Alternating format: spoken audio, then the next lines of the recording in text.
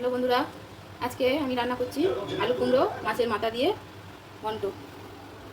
কড়াটা গরম হয়ে গেছে, এবার আমি তেল দিয়ে দেবো মাছটা ভাজার জন্য।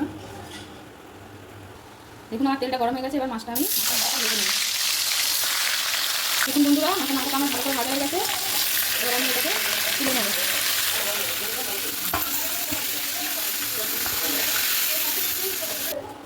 দেখুন বন্ধুরা, এই যে আমার মাছের মাথাগুলো এরকমভাবে ভেজে নিয়েছি। এবার এই মাছ ভাজার তেলেই আমি ফোড়ন দিয়ে দেবো। প্রথমে দেবো তেজপাতা ফোড়ন,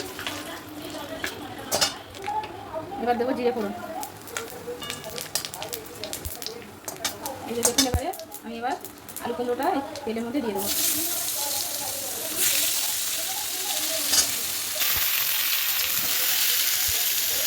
ভাজা ভাজা করে নেবো। দেখুন আমার আলু কুমড়োটা ভালো করে ভাজা হয়ে গেছে, এবার আমি এর মধ্যে মশলাগুলো দিয়ে দেবো। প্রথমে দেবো জিরের গুঁড়ো, আর দেবো লবণ, আর দেবো হলুদ, আর দেবো অল্প করে একটু লঙ্কা গুঁড়ো, আর কিছু কাঁচা লঙ্কা।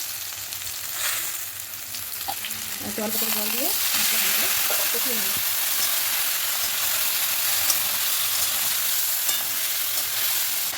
দেখুন আমি আলু কুমড়োটা একটু ভালো করে কষিয়ে নিয়েছি। এর মধ্যে এবার দিয়ে দেবো মাছের মাথাগুলো। মাছের মাথাগুলো দিয়ে একটু নাড়াচাড়া করে নেবো। দেখুন আমার মাছের মাথাগুলো কষানো হয়ে গেছে, আমি অল্প করে একটু জল দিয়ে দেবো।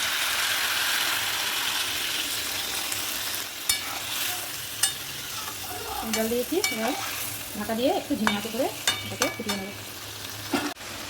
দেখুন আমার আলু কুমড়ো তরকারি করে মাছের মাথা দিয়ে এবার আমি চিনি দিয়ে একটু চিনি দিয়ে দেবো।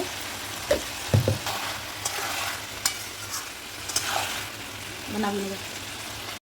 দেখুন বন্ধুরা, আমার আলু কুমড়ো মাছের মাথা দিয়ে তরকারিটা হয়ে গেছে। আপনাদের এই রেসিপিটা কেমন লাগলো আমাকে কমেন্ট করে জানাবেন, আর অবশ্যই লাইক, শেয়ার, সাবস্ক্রাইব করবেন।